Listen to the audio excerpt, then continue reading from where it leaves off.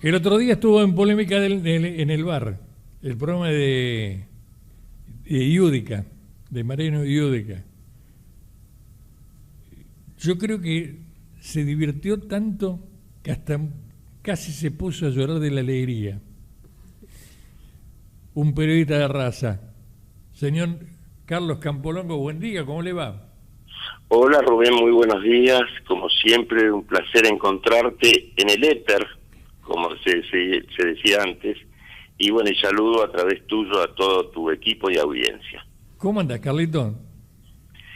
Bueno, aquí andamos, un poco ajetreados por alguna cuestión personal que vos conocés, que es, bueno, mi papá que está por cumplir 101 años y requiere mis cuidados, más allá de que está con una internación domiciliaria.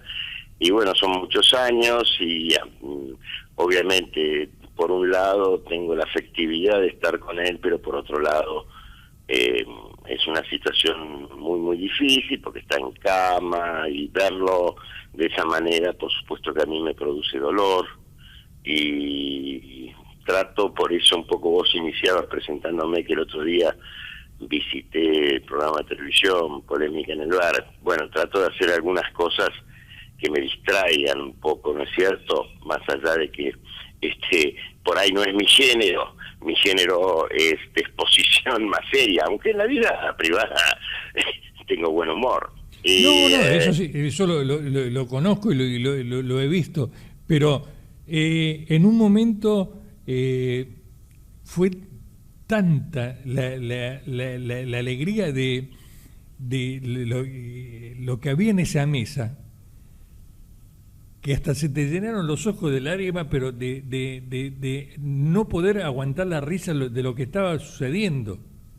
Sí, en verdad me divertí mucho, se lo dije a Mariano, se lo dije a los otros integrantes de la mesa, se lo dije a las productoras.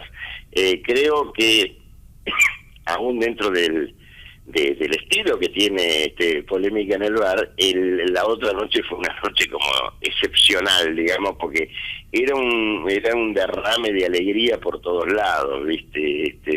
Entonces, bueno, eso a lo mejor en estos contextos que estamos viviendo y todo, por el público, digo por el público, los ratings, para decirlo en una palabra que se entienda, parece que acompañó muchísimo a la gente. Y bueno, y como me dijo por Twitter una persona, me dijo, bueno, nos descontractura y nos hace reír un poco, y bueno, y está bien, y son los tiempos que vivimos, Rubén. No, porque la verdad que, a ver... No me estoy excusando, yo fui plenamente consciente y sé las reglas del show de televisión como son. Obviamente que yo marco mis límites también, porque como decía el general, del ridículo nunca se vuelve. Por eso trato de no parecer un ridículo, no, pero muy buenos compañeros, muy buen espíritu. Bueno, está Chiche Heblum, que lo conozco desde hace decenas de años, porque los dos somos grandes, y bueno, y gente más joven y deportista, y lo del humor, y todo se fue dando de una manera tal que fue increyendo, y ya era como un grado desopilante, digamos, de intercambios y de alegría, ¿no? Bueno, y ese siempre fue el criterio del ruso Sofovich cuando hacía la vieja y querida Polémica en el Bar, cuando Claro. estaba Minguito Tinguitela, cuando estaba... Bueno, pero sí, no, eso era espectacular, eso era una cosa... Bueno, sí, Minguito Tinguitela, Fidel Pinto, claro, digo, lo recuerdo, era una cosa de grandes actores, ¿viste? Pero era el prototipo del chanta, Fidel Pinto. Sí, Fidel era el que hablaba, hablaba y no decía nada, por decir de alguna manera. Entonces eso hoy en los tiempos actuales se vuelve como una broma para con ciertos políticos, ¿viste? O con ciertos funcionarios que hablan y no dicen nada. Bueno, qué sé yo. La historia se vuelve a repetir. Porque el chanta de Fidel Pinto, no, porque la otra vez estuve con el presidente y que me dijo que esto, que lo otro, y los asesores de tal y cual cosa, y era mentira. Y ahora hay muchos que hacen lo mismo. Sí, Entonces, sí. O como el jefe de gabinete, viste que la verdad da unas explicaciones también desopilantes sobre la realidad, ¿no? Negando siempre la realidad, que esto es lo más grave. Una cosa es estar en un programa cómico y jugando un papel, y otra cosa es estar conduciendo los destinos del país y decir cosas como las que he escuchado del primero, el presidente de la Nación, que dijo hace unos días que en el cuarto punto de la gran lucha que en 3 años y medio habían logrado, esto es textual, está en los diarios, no lo invento yo, dijo: hemos puesto en prisión, hemos metido en cana a 60.000 narcotraficantes. Lo dijo textual. Yo no sé si se equivocó en el teleprompter, si le dijo eso Bullrich para darse más aire, no sé por qué, no, la verdad que no lo sé. Lo cierto es que las cárceles argentinas no están en condiciones ni para recibir hoy por hoy la mitad de eso, o sea, 30.000 personas. Y esto lo consulté con un ex funcionario que fue secretario de Seguridad, y entonces dije, estoy yo confundido, bueno, voy a averiguar a ver qué es. Y me dijo, pero ni por las tapas. Ni 30.000, porque están las cárceles hacinadas, están llenas en todo el país y están colapsadas. Entonces, decir libre así, con tanta ligereza, que se han puesto 60.000 narcotraficantes presos, la verdad que yo lo siento con todo respeto hacia las investiduras y demás. Pienso que me están tomando de pelotudo. Sí, este es el tema. Sí. Y vos viste lo que decía el ruso Soboy siempre, ¿no? ¿Y está chequeado esto? No, pero bueno, lo dijo, está en los diarios, se puede buscar el Infobae de ese día. Esto ocurrió cuando el presidente habló en el Centro Cultural Kirchner, ¿sí? Frente a un gabinete ampliado, qué sé yo, y habló de 4 logros de estos 3 años y medio. Los logros eran que hemos bajado la inflación, bueno, eran cosas para que estuviesen en la mesa de política en el bar, ¿viste? No, y ahora, bueno, con toda esta batería del, llamémosle, plan otoño, que es inentendible, no sé cómo lo van a hacer. Bueno, la verdad que estamos atravesando momentos muy, muy complejos, muy, muy difíciles, y ojalá entre todos los argentinos podamos establecer un mínimo común denominador, más allá de las diferencias que podemos tener, para ocuparnos fundamentalmente de todo la cuestión vinculada a la pobreza, a la indigencia, pero también a los viejos que no pueden obtener sus medicamentos porque se cambian los sistemas y entonces tal medicamento no hay, tenemos que cuidar la educación. Bueno, todo esto que me encantaría escuchar como debate político ante 4 meses donde se van a producir la selección, digamos, para ver si se cambian o no las autoridades, no son cosas que escuchamos que si fulanito fue a la Casa de Rosada, si menganito está, bueno, escuchar a los fanáticos que también, como el anterior gobierno, tienen estas personas que están gobernando, que son fanáticos, que ofenden la realidad, que no transige, entonces reducen todo a un tema de que, bueno, la economía anda mal. No, señores, no es la economía en última instancia es un resultado de algo sistémico. Entonces no es solamente que la economía anda mal, ni tampoco es solamente el precio del dólar, son emergentes eso, pero hay que tener en todo caso, por ejemplo en lo económico, un plan integral, no como lo que se presentó el otro día, que como digo yo, ni siquiera es un parche, es un maquillaje para tratar de llevar la cosa para adelante y llegar como se pueda a las elecciones, ¿viste? Sí, y cuántas veces nos hemos ensartado con los maquillajes, ¿no? Bueno, es que el maquillaje, como dice el tango, se disuelve después, ¿no? Cuando llueve se disuelve, cuando se llora se disuelve. ¿Vos te acordás cuando íbamos a bailar y la veíamos toda maquillada, y cuando la veíamos con la cara lavada nos asustábamos? No, bueno, por eso te digo, pero el problema es, bueno, la falta de rumbo, de plan, que yo no creo que sea tan así. Yo creo que ellos tienen el núcleo más duro, piensan, creen realmente en las cosas que hacen, pero tienen tal grado de distancia con la realidad, tienen tal grado de distancia con la sensibilidad que debe tener un gobernante, siempre, bajo cualquier régimen, que no te dan lugar a nada. Este es el camino, como si hablase un chico caprichoso, este es el único camino. No es cierto, no, eso de los...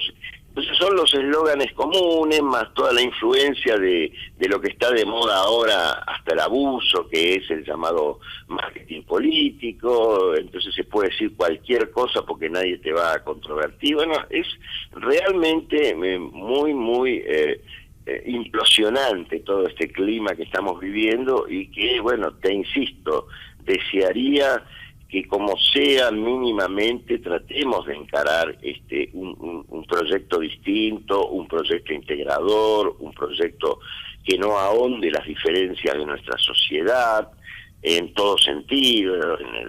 Por supuesto estamos hablando de los salarios, estamos hablando de los ingresos, pero también estamos hablando de las cuestiones sociales como la calidad de la educación, estamos hablando de proyecto a futuro. Mira, yo estoy repasando un caso, Rubén, que no es justamente hoy por ahí el día para mencionarlo porque tuvieron unas cuestiones policiales ahora en las últimas horas, pero cuando se produce la gran transformación en Irlanda, no la Irlanda que depende de Inglaterra, sino la Irlanda como país, como nación, ellos, que bueno, en base a la rebaja de impuestos, no aumento de impuestos.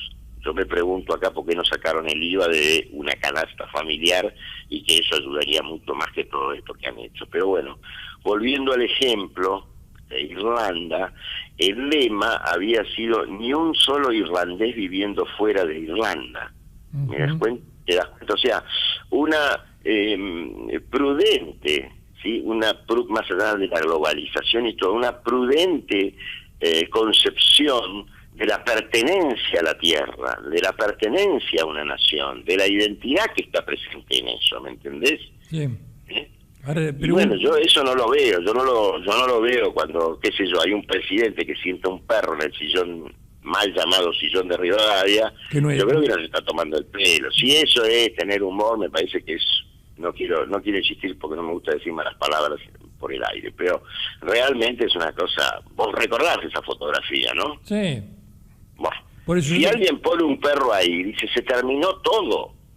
Si alguien cambia los billetes, la efigie de los billetes que se utilizan, de héroes que algunos te gustan o no te gustan, o de hacedores de nuestro país, qué sé yo, como pueden ser encontrados Sarmiento y Mitre con Rosas, Evita, bueno, en fin, pero por lo menos no le estás diciendo como un maníaco adiós a la historia. La historia siempre está presente con uno. Esto no quiere decir como la cosa bíblica de estar mirando para atrás todo el tiempo, pero saber de dónde venimos, dónde estamos y a dónde vamos. Tan sencillo como eso, tener conciencia de eso. Ahora, contesté una pregunta. Sí. Vos que sos peronista de la primera hora.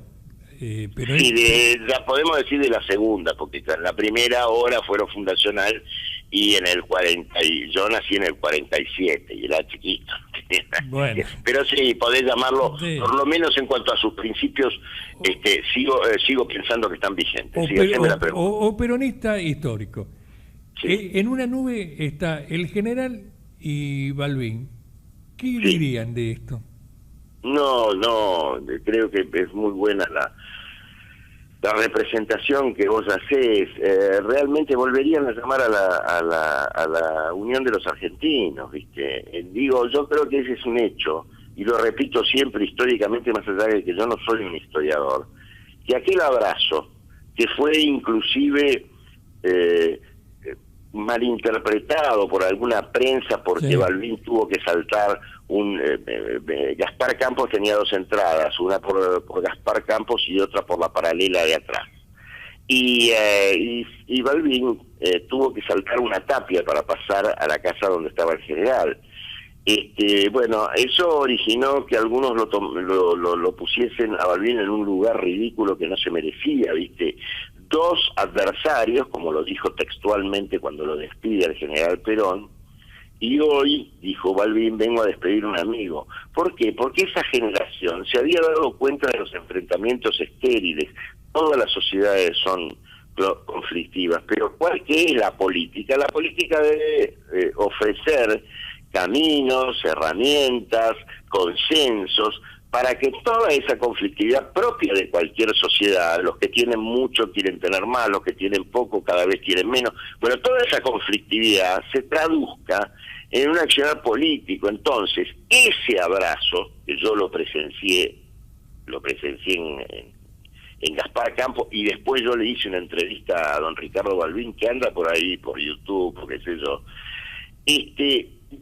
fíjate vos, que fue sanadora de alguna manera, por la palabra que se me ocurre ahora, fue preservadora, fue cuidadosa en los tiempos que vinieron, los primeros tiempos negros y horrorosos de una dictadura militar en un contexto geopolítico muy difícil, etcétera, etcétera. Y yo te diría, Rubén, esta es mi interpretación, puedo estar quizá errado y lo admito, ese abrazo que significó, bueno, diálogo entre las fuerzas opositoras, que significó límites sobre los enfrentamientos, que no concibe, significó que la guerra no es, que la política no es la continuación de la guerra por otros medios, no es la guerra más allá de las conflictividades. Ese abrazo, después de la noche negra de la dictadura, cuando todavía había escarceos de lo que se llamó el partido militar, no la institución, las instituciones militares, sino las camarillas que los conducían, alineadas, digamos, con proyectos económicos como el de Martínez de Hoz. Después de haber atravesado todo eso, cuando vuelve la democracia con Alfonsín presidente, y hay todavía escarceos de esos grupos llamados cara pintada, lo vimos al peronismo en el balcón de la Rosada, me estoy refiriendo a Luder, Cafiero, Sadi, todos los vimos ahí, por lo menos en la primera de Semana Santa. Después ya es fueron otros acontecimientos y sería largo de hablarlo. Pero en ese primer momento, en ese primer asedio y amenaza a la democracia, estuvieron todos, y no solamente los partidos políticos, estuvieron las organizaciones de la producción, los gremialistas, el pueblo de a pie estuvo ahí apoyando. ¿Por qué? Porque se había dado, porque estaba, aunque fuesen personas más jóvenes, estaba prendido en nuestro país esa concepción de la fraternidad que tenemos que buscar a toda costa porque estamos en una sociedad muy fragmentada.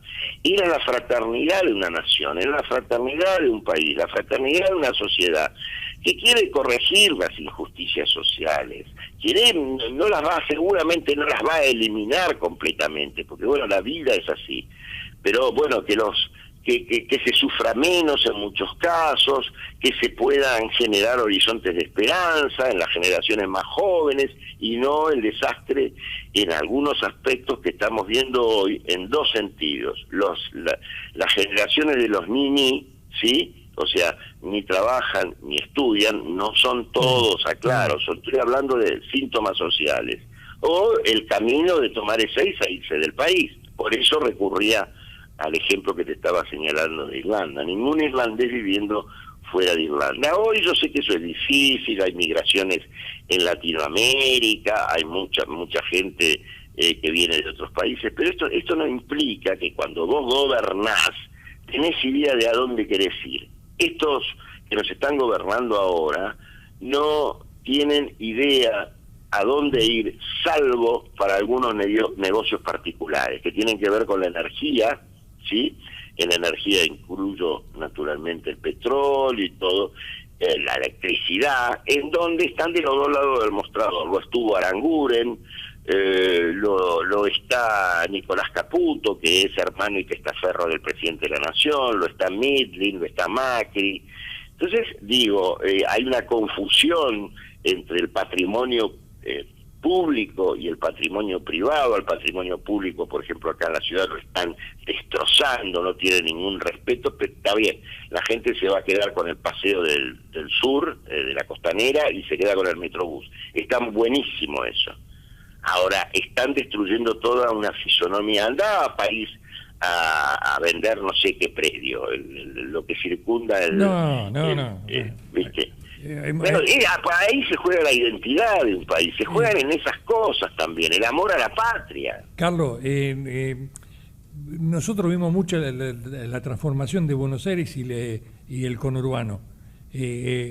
Hay cosas que no la entiendo y no me entran en la cabeza, ¿viste? Bueno, veremos qué es lo que pasa, ¿viste? Espero, como vos decís... Pero sabés concretamente, pero si no estamos hablando de abstracciones, concretamente me gustaría escuchar un debate y proposición, a su vez, que el próximo gobierno va a poner en eso que se llaman políticas de Estado, y desde el punto de vista estratégico, que se van, no sé, esto lo tienen, yo no soy experto en demografía y demás, que se van a generar, no sé, 10 ciudades estratégicamente distribuidas en nuestro país, donde va a haber facilidades para la producción, para que haya producción, etcétera, etcétera, y vas produciendo, ¿sí?, una desacumulación de lo que significa hoy el hacinamiento en los tres cordones del Gran Buenos Aires. Pero para eso tenés que tener amor, en primer lugar, a tu país, tenés que tener ideas, tenés que no estar pensando en cómo los que van a construir se enriquecen indebidamente para que tengamos Odebrecht o lo que fuese. En fin, tanto hay para hacer. Bueno, Carlitos, yo te agradezco mucho esta comunicación y después que termine las elecciones voy a volver a Buenos Aires. Bueno, te esperamos con mucho gusto. Te agradezco y el abrazo de siempre. Un gran saludo a todos los amigos entrerrianos y a todos los que, escuchan, sea en la Mesopotamia, sea en otros lugares, a la radio y tu programa. Un gran abrazo a todos los hermanos argentinos y los hermanos latinoamericanos que han venido a vivir aquí. El abrazo siempre, Carlos. Hasta luego. Hasta luego. Así pasó periodista, uno de los tipos más emblemáticos de la televisión argentina, Carlos Campolongo, ¿eh?